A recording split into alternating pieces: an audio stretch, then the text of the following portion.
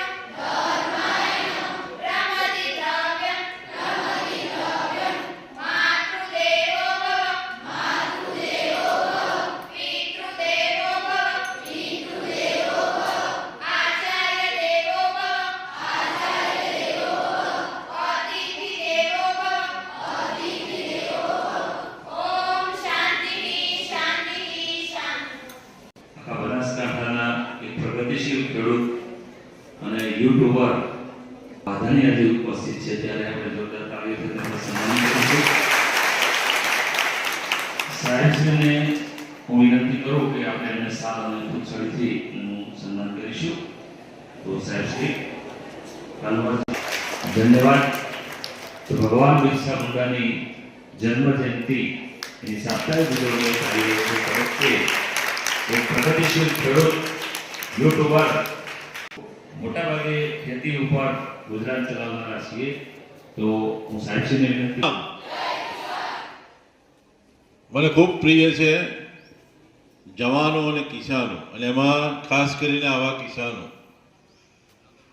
ખેતી પ્રત્યે માણસોને અણગમો થતો જાય છે ત્યારે કન્વરજીએ સ્થાપિત કરી આપ્યું કે ખેતી ઉત્તમ છે. સાથે સાથે એક સારા વક્તા પણ છે. ઘણી વખતે હું એમના વિડીયો જોતો અને એ જ એમની સાદગી અને પ્રફુલ્લિતા મને પણ ગમે છે ને લોકોને પણ ગમે છે. મેં કીધું કશો વાંધો નહીં, અમે તૈયાર છે. આદિવાસી સર્વત્ર સેનાના તથા જનનાયક ભગવાન બિરસા મુંડાની 150મી જન્મ જયંતિ નિમિત્તે શ્રીમતી શારદાબેન તારાચંદ પરમાણે અને મહેતા સ્કૂલ દ્વારા તમામ શિક્ષકો અને આચાર્ય સાહેબ દ્વારા એક સરસ મજાનો આપ સૌને મળવાનો અવસર ગોઠવ્યો. એ બદલ એક ખેડૂત તરીકે અહીં બોલાઈ અને સન્માન કર્યું. એ સન્માન મારું નથી, મારા ગુજરાતના ખેડૂતનું છે. એ જાણી બહુ હર્ષની લાગણી અનુભવું છું અને તમામનો આભાર માનું છું કે આજે એક ખેડૂત તરીકે બધા લોકો અમને માન સન્માન આપી રહ્યા છે. એ બદલ પણ આભાર માનું છું. આજે જેમને કહી શકાય સમાજનું અને દેશનું ભવિષ્ય કહી શકાય એવા વિદ્યાર્થીઓ, ખરેખર એક તમારો જે સમય છે જીવનનો એ સૌથી બેસ્ટ સમય છે. બાળપણ કહી શકાય, એ પણ આપણા જીવનનો બેસ્ટ અવસર કહી શકાય. તો બધાને આહવાન કરું છું કે વેડફતા ના. આ સમયે મોજ મસ્તી પણ કરી લેજો, ભરી લેજો અને પરિવાર સાથે હળીમળીને રહી લેજો. હવે જો મારો પરિચય આપી દઉં કે હું 10 ભણેલો છું, રાણપુર ગામનો વતની છું. ભણ્યા પછી ખેતી સાથે સંકળાયેલો. એ સમયે ખેતીથી બધાએ મોઢું ફેરવતા હતા. અમે અમારા સંતાનો મૂકવા જઈએ તો એવું કહેતા પપ્પા શેઠે ઉભા રહો, વિદ્યાર્થીઓ મારી મજાક કરે છે. ખેડૂત એટલે કઈ જ ના કહેવાય. ખેડૂતને કોઈ માન સન્માન નહીં. એને પૂછે કે પપ્પા શું કરે? ખેતી. કે કઈ નહીં, ખેતી કરે એટલે કઈ વેલ્યુ જ નતું. પણ મને એ વખતે દુઃખ હતું, સાહેબ ખેતી તો જય જવાન જય કિસાનનું નારું છે. સરદાર વલ્લભભાઈ પટેલ એવું કહેતા કે આ ધરતી ઉપર ખુલ્લા બટને ચાલવાનો અધિકાર માત્ર ખેડૂતને છે. એને જગતનો તાત કહેવામાં આવ્યો છે. અને જગતનો તાતનો મતલબ પિતા થાય. પણ હું તો કહું છું ખેડૂતે માતાનો પણ ભૂમિકા ભજવી છે. આપ સૌને જણાવું કે ખેડૂત અનાજ પકવી અને આખા વિશ્વના ભાણામાં ઢોર ઢાંકર બધાને અનાજ પૂરું પાડતો હોય. એલોવેરાની ખેતી કરી અને સાબુ પેદા કરી જગતને નવરાવતો હોય. કોટનની ખેતી કરી જગતને કપડાં પહેરાવતો હોય. તો ખરેખર જગતને કપડાં પહેરાવે, જગતને ખાવાનું આપે, પણ કોઈ એવું વિચારતું નથી કદાચ આ ખેડૂતે કોટન પેદા ના કર્યું હોત તો આજે લોકો કપડાં છે ને પહેરો. એટલે ખરેખર ખેડૂતે જગતનો પિતા છે. અને આપ સૌ ઘણા ના મમ્મી પપ્પા પણ ખેતી સાથે સંકળાયેલા છે. સાહેબે વાત કરી છે પહેલા એગ્રીકલ્ચરનો મુદ્દો લેવાનો છે, પછી ઓલ ઓવર જનરલ લેવાનો છે. તો ખેતી આપણે બધા ખેતીને બિઝનેસ તરીકે માનતા નથી કોઈ. જો ખેતીને બિઝનેસ તરીકે ડેવલપ કરવામાં આવે તો ઉત્તમ ખેતી, મધ્યમ વેપાર ને કનિષ્ઠ નોકરી. એ પહેલા 80-85 માં લોકો એવું કહેતા કે ઉત્તમ ખેતી હતી, પણ આપણે બધાએ એકબીજાની દેખાદેખી કરી, વધારે પડતા ખાતર વાપર્યા, બિયારણ વધારે પડતા વગર નોલેજ વાપર્યા, જેના કારણે આજે ખેતી નીચ બની ગઈ છે. નીચ ખેતી, મધ્યમ વેપાર ને ઉચ્ચ નોકરી થઈ ગઈ. પણ હું માનું છું સાહેબ, નોકરીમાં તમારી આવક મર્યાદિત છે અને ખેતીમાં આપણી આવક અમર્યાદિત છે. કોઈ નક્કી જ નથી કે આપણી આવક કેટલી થશે. નોકરી લઈને તમે વધારેમાં વધારે મહિને 3-4 લાખ કમાઈ શકો, એથી વિશેષ તમે કમાવાના નથી. અને ખેતી એવો બિઝનેસ છે કે જેમાં તમે વ્હાઇટના રૂપિયા છે તમારા અને 10 લાખથી લઈને 50 લાખ સુધી પણ મહિને કમાઈ શકો છો.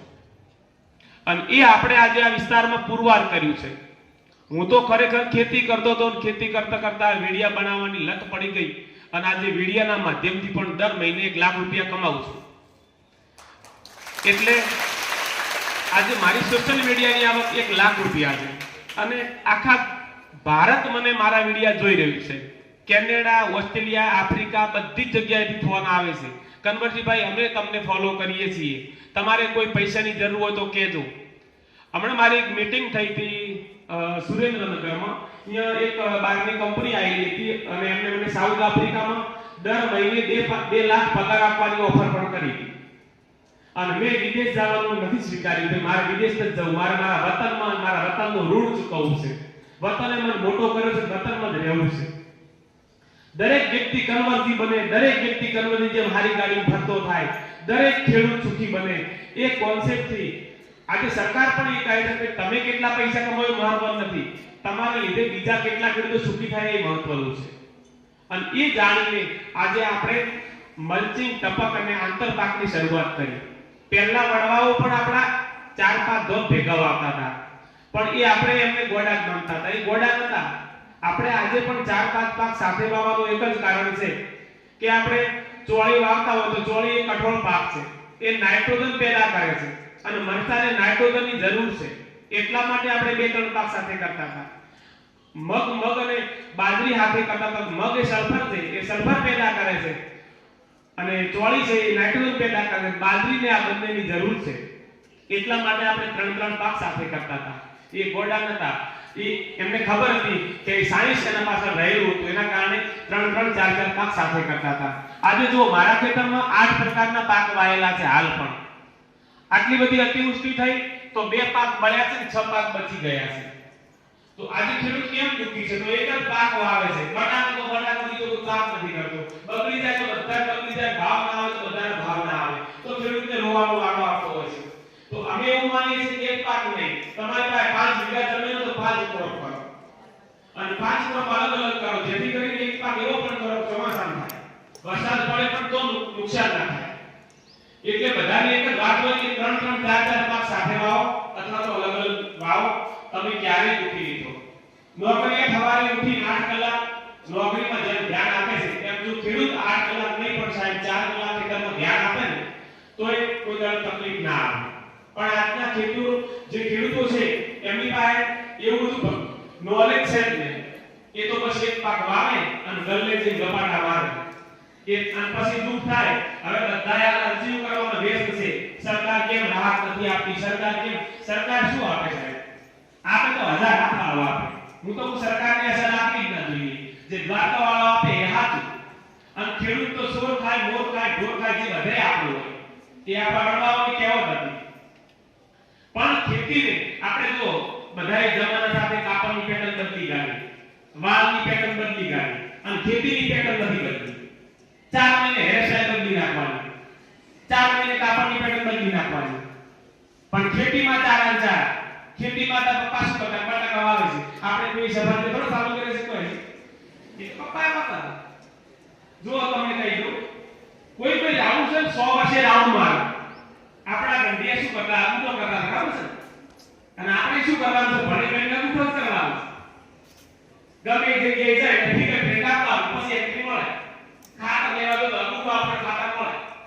અમુક 100 વર્ષે પાછો આવ્યો છે. ઓર્ગેનિક ખેતી પણ 100 વર્ષે પાછી આવી. આપણા દાદાઓ ઓર્ગેનિક ખેતી કરતા હતા, વગર ખાતરની ખેતી કરતા હતા. હવે આપણને સરકાર શું કહે છે? વગર ખાતરની ખેતી કરો. તો 100 વર્ષે બધું દારૂ મારા પાસે. એમ વળી પાછો ખેતીનો સમય આવવાનો છે. આજે વિદેશી લોકો એટલું બધું ભારતમાં મૂડી રોકાણ કરી રહ્યા છે કે અમેરિકા જેવા દેશોએ દાવો કર્યો છે કે 2030 માં ભારત ખેતી ક્ષેત્રે ટોપ 10 માં હશે. भारत फिर से सोने की चिड़िया बनने जा रही है. तो જેની પાસે જમીનો છે એ હારી ખેતી કરો સાહેબ. આજે મેં મારું ઇન્સ્ટાગ્રામમાં બિલ મૂક્યું છે કે ભાઈ આજે આજના કોબીના ભાવ 30 રૂપિયા, વાલોના ભાવ 140 હતા, રીંગણ 60 રૂપિયા કિલો છે. એટલે બધાનું બિલ મૂક્યું છે તો આટલા બધા ભાવ આજે મળી જશે ખેડૂતને. અને ખેડૂત પણ મારે નક્કી કરવું હોય સવારે ઉઠી માર્કેટમાં જઈ 5000 લેતા આવવાનું, ગમે તે થઈ જાય. આખો શેડ્યુલ બનાવેલું છે જેને મારા ખેતરમાં વિઝિટ કરવી પણ કરી શકે છે.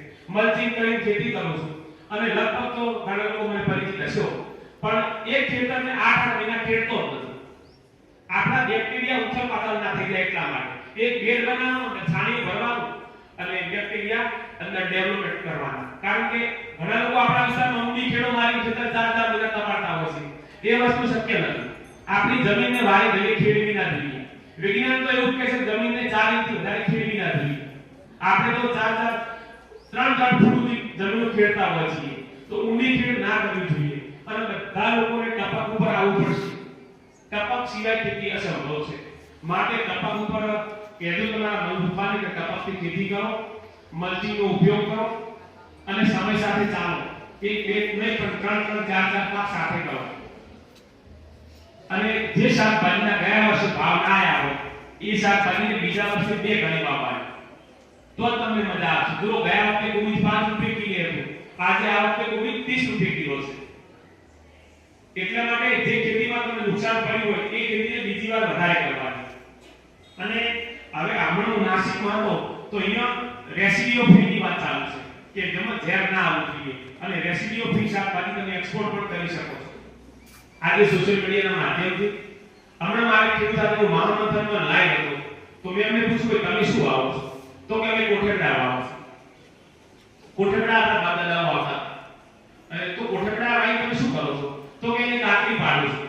અને કાકડી પાડીને શું કરો છો? 1000 રૂપિયા કિલો વેચું છું. મેં ક્યાં વેચો? દેશમાં કે બહાર? ના કે બહાર તો હજી મારે માલ નથી, પણ ભારતમાં 1000 રૂપિયા કિલો વેચું છું. 10 કિલો ને 1 કિલો કોથળી આ કાઢી પડતી હોય છે. અને એ 50 મણ કોઠેડાની આવક 1 લાખ રૂપિયા થઈ. અને એ પણ એવું કહેતો હતો તમે મલ્ચિંગ કરીને સારી રીતે વાયા વગર 70 થી 80 મણ કોઠેડા થાય છે. એને બિલકુલ ખાતરની જરૂર નથી, બિલકુલ દવાની જરૂર નથી. અને બધાને કહી દઉં છું, આપણા વિસ્તારમાં 4 મહિનામાં 1 લાખ રૂપિયા વીઘે આવક ના થાય તો ખેતી કરવી નકામી છે. આપણા વિસ્તારમાં જમીનનું ભાડું ખાલી 40,000 રૂપિયા છે એક વીઘાનું. ખેડૂત પણ 10 વીઘા જમીન હોય અને વર્ષે 15 લાખ રૂપિયા ના કમાતા હોય તો ખેતીમાં કઈ આપણામાં ભૂલ છે સમજવાનું. ખેતીમાં કઈ ભૂલ નથી. હજુ તો ઘણું બધું ખેતીમાં નવું સરકારની એટલી બધી યોજનાઓ છે કે વાત ના પૂછો સાહેબ. અમે જ્યારે હેન્ડલવાળા પંપ લઈને ફરતા હતા, આજે બેટરીવાળા આયા અને મારા દીકરે નવું તેજલ ડ્રોન પાયલોટ છે. અમારી પાસે ડ્રોન પણ છે. અમે ડ્રોનથી 7 મિનિટમાં એક એકરમાં સ્પ્રે પણ કરીએ છીએ. એ પણ ઘરમાં બેઠા ખેતરમાં જવાનું જ નહીં. ડ્રોન ઓટોમેટિક જાય, સ્પ્રે કરીને પાછું આવતું રહે. બેટરી સંચાલિત ડ્રોન પણ આવી ગયા છે. નવી ટેકનોલોજી આવશે. પહેલા તો ખેડૂત જો કપડાથી રોકાતો તો એના હાથમાં ચાળા પડેલા દેખાતું. આજે પહેલા હાર્ડવેર હતું, હવે સ્માર્ટ વર્ક આવ્યું છે. દરેક ક્ષેત્રે જેમ બધા જગ્યાએ સ્માર્ટ વર્ક છે, ખેતીમાં પણ સ્માર્ટ વર્ક આવ્યું છે. તો ખેતી છોડશો નહીં કોઈ, અને ખેતીને સારી રીતે ખેતી કરો. કોઈ લોકેશન હશે તો આપણે જવાબ આપશું. પણ ખરેખર આ ખેતીની વાતને હવે પૂરી કરીએ છીએ.